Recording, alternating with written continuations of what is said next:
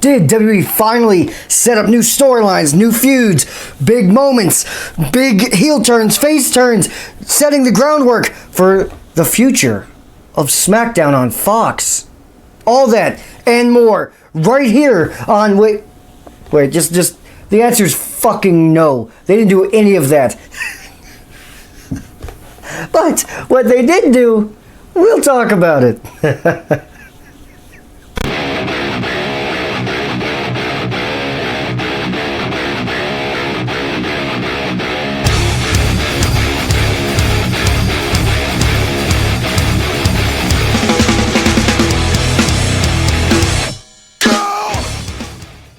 What's going on, everybody? It's Dan Unfiltered. We're talking Unfiltered Wrestling.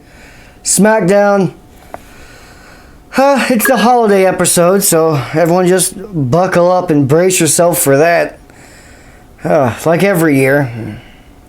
What we should be excited for, instead we dread as wrestling fans, watching, gathering around our TV for Raw or SmackDown holiday specials. Christ. You just know there's going to be a gimmick match. There's going to be bad jokes everywhere. No real storyline developments. Nothing big happening. A lot of stars not there because they're probably taking a vacation, like a holiday, to spend with their family. Yeah, so it was one of those. One of those. And if you've been watching wrestling long enough, you know exactly what I mean. These usually are not very eventful. This one, on the other hand, was not very eventful. But let's talk about it. It started off with Daniel Bryan, freshly shaven Daniel Bryan, coming out and basically explaining that he has no idea where he's been. Well, it's like, well, fucking thank you very much for that explanation. That's what we need to hear. You don't know either. And I guess that's all we're going to get. That's it. No one knows where he was, where he's been. Alright, whatever. Fine. Good enough for me, I guess. And, he's clearly dressing darker, kind of like more cool. And, even, Corey Graves kind of hinted at the dragon, Enter the Dragon type of thing. So the American Dragon gimmick, it's probably what they're going for here, which he did in Japan. He really didn't do much of that in WWE.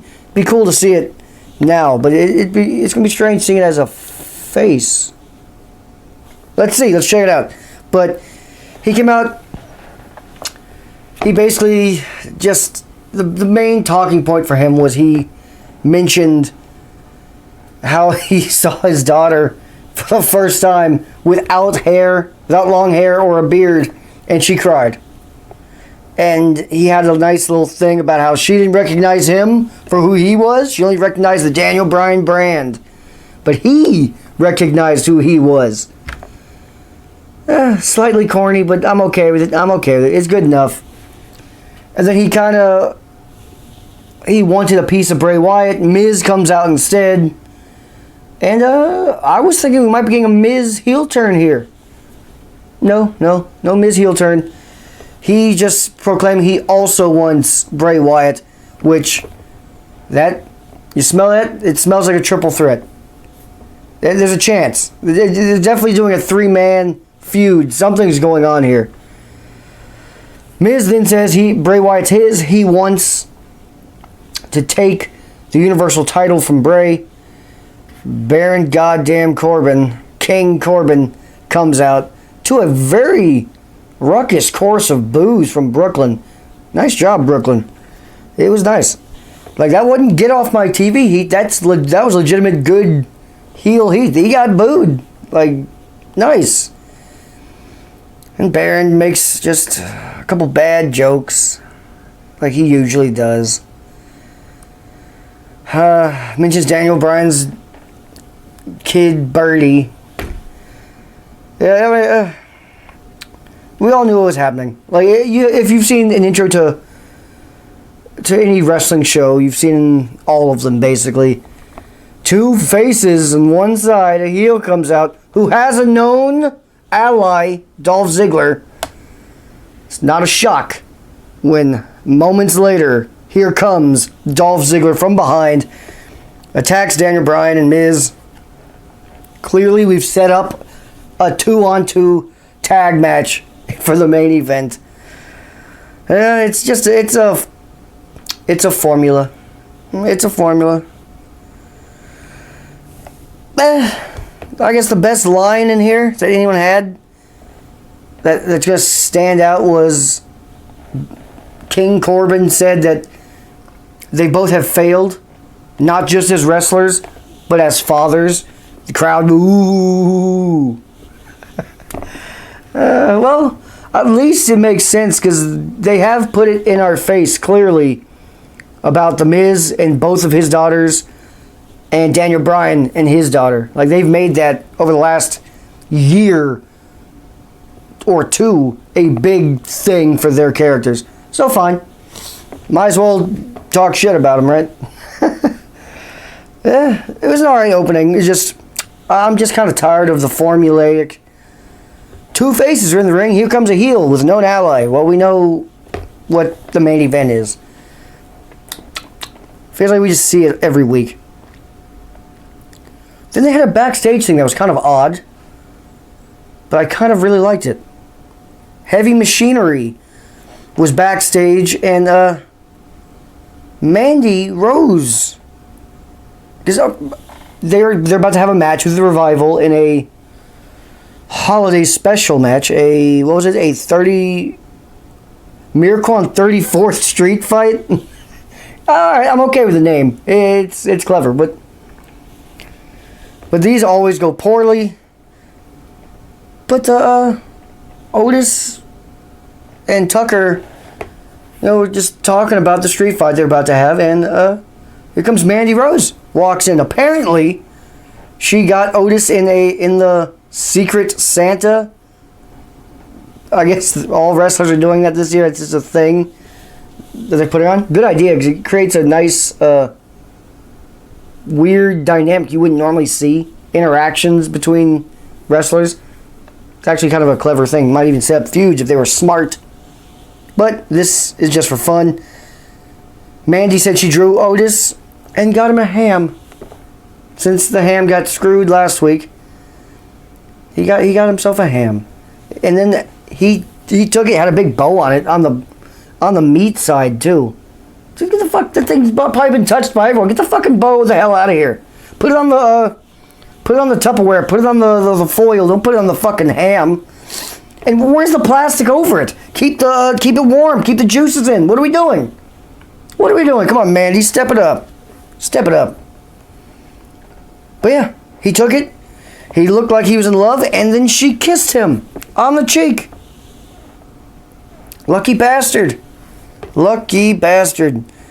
I kind of enjoyed that segment. It was actually interesting. It actually was. It was very entertaining. And then we had the actual street fight. Miracle on 34th Street fight. Revival versus Heavy Machinery. I'll be honest with you. They've been doing these for over a decade. Oh, man, probably 2 decades. I'm not sure. Probably something like that. And all of them are terrible. This one wasn't. I don't know if... I don't know. This might have been... I don't even think I'm going on like on a limb here. Might have been the best holiday special stupid match they've had. Like, this one was actually... is this a classic wrestling 5-star Dave Meltzer classic? No. But it was fucking fun. I don't know why it was. Somehow this clicked. They had nice little spots. There was even a table spot on the outside. That actually was a legitimate one. It wasn't like a stupid holiday, well, let's shove them through a pumpkin pie. No, they actually, Revival double power bombed Otis through a table on the outside of the ring.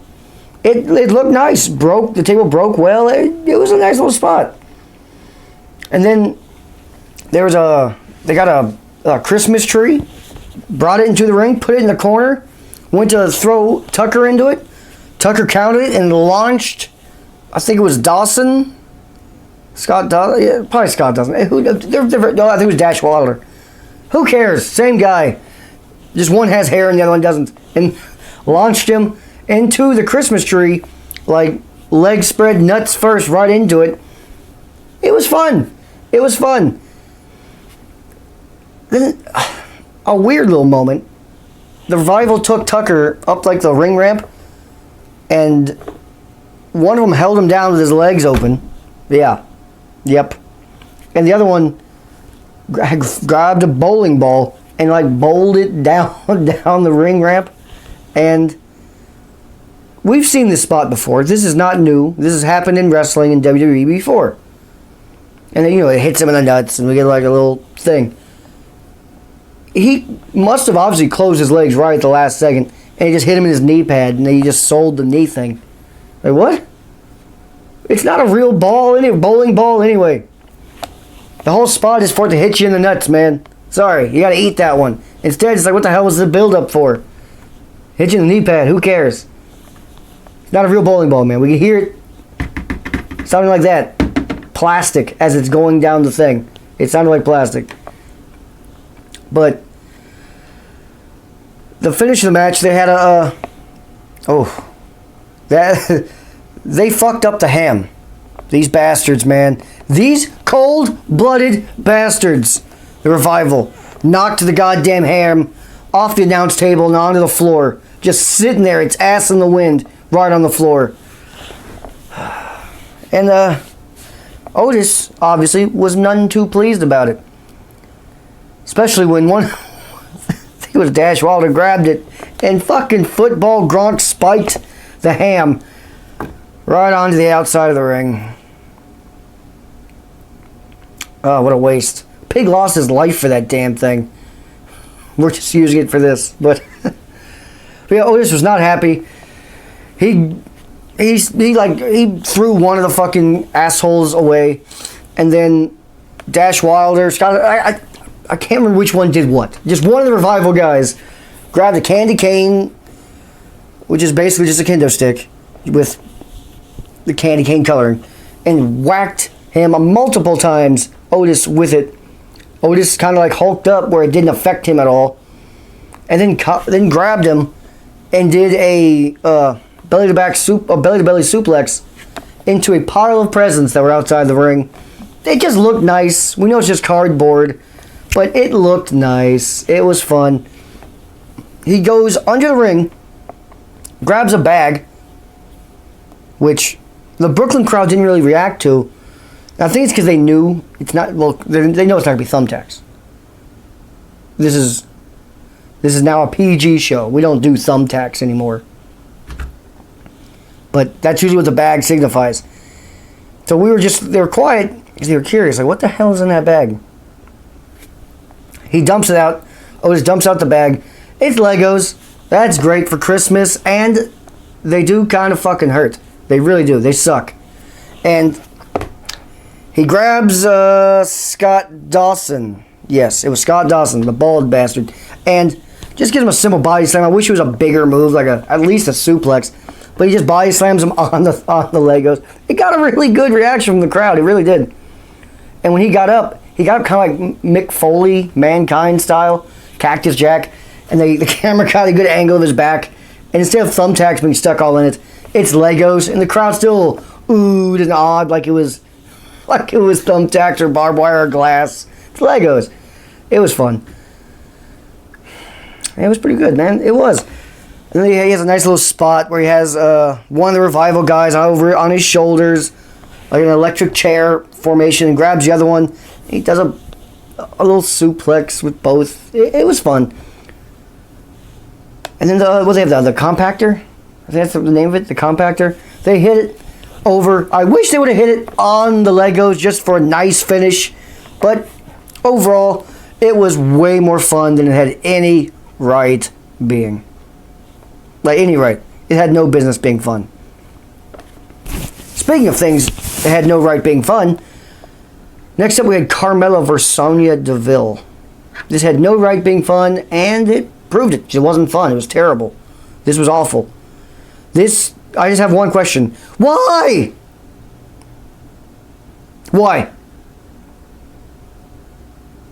Why? Why put this on TV? Why waste our time? For real, like really.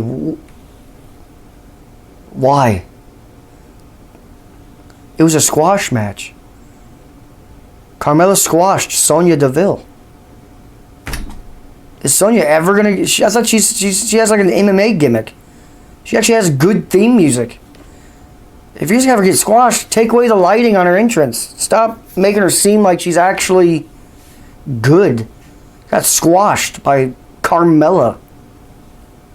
I'm ready for Carmella to go back to being a heel, where she can weasel her way out of shit and then lose. Because this is not it. I don't care. Was it just so Corey Graves can get his rocks off, since that's his girl?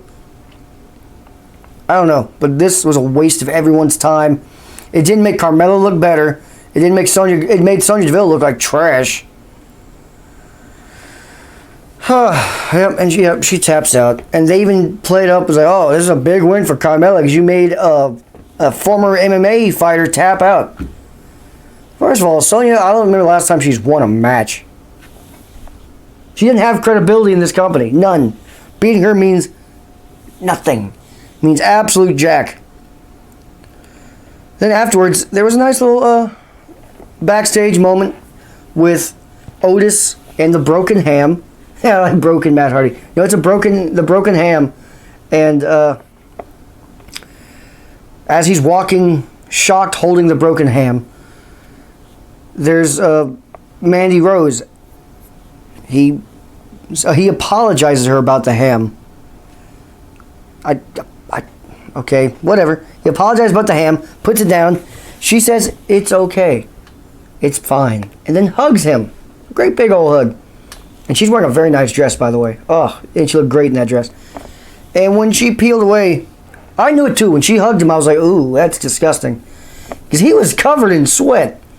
So when she peeled away, she was soaking wet with his sweat all over her dress. And it kind of ruined the moment, because it was like, Otis, it looked like we might be having a little something happening here. A little funny storyline. But no, she looked like she was done fucking around with Otis after that. Hey, Otis. At least you got a hug and a kiss on the cheek. It's more than any of us will get from her. And after that, can I just say that Sheamus is the man? Can I just say that? Am I the only one who thinks that Sheamus is the fucking man? Right after a commercial break, he has one of those all in dark. Clearly it's fucking Sheamus though. Like, who else looks like that? Come on. They should have at least had it darker for when he does these. But yeah, Sheamus cuts his little promo about how everyone is weak now since he's gone, and he's going to be back to put the soul back into WWE. It was just great. It's just great. He's a five-tool player. He can wrestle, he can talk, he can do it all. Great finisher. He looks legitimate. He has the look. He's got everything. And I hope he's healthy. Man, I hope he's healthy. I know he's had back problems for a long time. I hope he's good. I would like him to stick around for a while. Then we had Cesaro and Nakamura, which is just such a random tag team, but I guess they're selling it because they're clients of Sami Zayn, so that's their common thread. Fine. Good enough. I like to see Cesaro on TV, and I like to see Nakamura, so if this is the only way we can do it, I'm okay with it. Versus the New Day. And this was actually a good match. Not surprising. You have Cesaro, one of the greatest wrestlers alive, Nakamura, one of the greatest wrestlers alive, and the New Day, one of the best tag teams of all time. Of course it's going to be a good match. And it was. New Day pick up the victory, roll up on Cesaro. I'm tired of fucking roll-ups though, man. Damn, I'm tired of roll-ups. After the match, Cesaro, Nakamura, and Sami stomp and beat up the New Day until Braun Strowman comes out to save them. And they're clearly setting up a Braun Strowman versus Nakamura IC title feud situation going on. And I guess that'll be good. But Nakamura's not going to beat Braun Strowman. That's not going to happen. So it looks like Strowman will finally have his first singles title in WWE. I just wish the IC title didn't look like this. It looks terrible. It's just a block of gold with kind of like a diamond in the dead center. It doesn't look unique at all. Like, it just looks like a block of gold. I don't like it. It's like some European coin. Ugh. Or like a Chuck E. Cheese coin. Yeah, no thank you. After that, again, why we had Bayley versus Dana Brooke. Who cares? Not me. I don't care at all about Dana Brooke. She has no momentum. She's only getting any type of TV time right now because of her dating Batista. That's the only thing that makes sense. That's the only reason they would be all of a sudden putting her on TV, because she's all of a sudden dating Dave Batista. I don't know. No thanks. She lost, obviously, to Bayley, which is good. She should damn well lose to Bayley. And it was way more of a match than it needed to be. Why did Carmella get to squash Sonya Deville, but Bayley actually has a match, like a time match with Dana Brooke? Ugh. And she has a new finisher, apparently. It looked kind of like the original Dirty Deeds, like a headlock driver, kind of like Jeff Jarrett's stroke from back in the day. I don't know. It was just throwing her head into the mat. We'll work on it, I guess. They just try and get it away from the Bayley to belly, because that's too babyface-ish. That's fine. It's fine, something that works. And Vince doesn't like any heel doing a high-flying move, so there goes the elbow. The man's clearly smoking crack. Another thing about Carmella and her squash match. Did they do it just so they can unveil her entrance? Like, she had pyro. A good bit of pyro. Carmella had pyro. Daniel Bryan didn't have pyro. The New Day didn't have pyro. The Miz, Baron Corbin, no pyro. Bayley, your women's champion. Sasha. What the hell is going on? What did Carmella do to get pyro? Is Corey Graves the head of their pyro department? I don't know. It's stressful. Things don't make sense. Things do not make sense. But yeah, after Bayley wins, Lacey Evans comes out and challenges Sasha Banks to a match. Right here, right now. Yeah, they're really trying to push her as a face. And, of course, she accepts. Commercial break. They come back. The match is okay. Blah, blah. It ends with a DQ on the outside of the ring. And then Sasha talks and does her like little crybaby whine stuff to Lacey Evans' daughter, who's in the crowd. Quite young daughter too, probably like 5. Somewhere in that realm, 5, 6, 7, in there. And the daughter clearly is playing along, but like has like a child's mean mug face and trying to swipe at her. I don't know, it was adorable yet weird at the same time, if that's possible. But that's the Sasha I like to see. That's the Sasha from Boss NXT, who used to do it to the Bayley buddy that used to be out there. Used to be great. Hope she does more stuff like that to the kids on the outside, because that'll get her heat. It'll work. But Lacey Evans loses her complete mind on that after that. Beats her up. Has to be restrained by Dana Brooke. Which is weird, because it's like now we're building Lacey Evans versus Sasha. But Bayley's the champion. You know what I mean? Who's facing? Does anyone care about Bayley? Doesn't feel like it. Feels like no one cared about Bayley or her title. They've got to just beat up Sasha Banks. Again, who knows? Who knows what they're doing or thinking? Then it was main event time. Miz and Daniel Bryan. I'm so used to saying Miz versus Daniel Bryan. Miz and Daniel Bryan versus Dolph Ziggler and King Corbin. Decent match, went about 10 minutes. It was alright. I mean, it's a classic SmackDown tag match. Like, you really don't expect much. They don't do much. It's just what it is. Miz and Daniel Bryan won, though, with a figure 4. Haven't seen Miz win with a figure 4 in a while. Unless he did recently. But I mean, consistently. Is that his new finish? Is he now doing the Ric Flair figure 4 now? I mean, I know he used to do it even as a heel, but it never won. It was just like a moment in the match. I'd be okay if that's actually can win matches, though. Yeah, Dolph Ziggler tapped. Of course it was Dolph Ziggler. Dolph Ziggler loses and takes any match Dolph Ziggler's in, there's only one reason he's in it. To take the fall. That's it. Afterwards, they announce, I think Cole announces that next week we're going to have a triple threat for the #1 contendership to face Bray Wyatt. Baron Corbin, Miz, Daniel Bryan.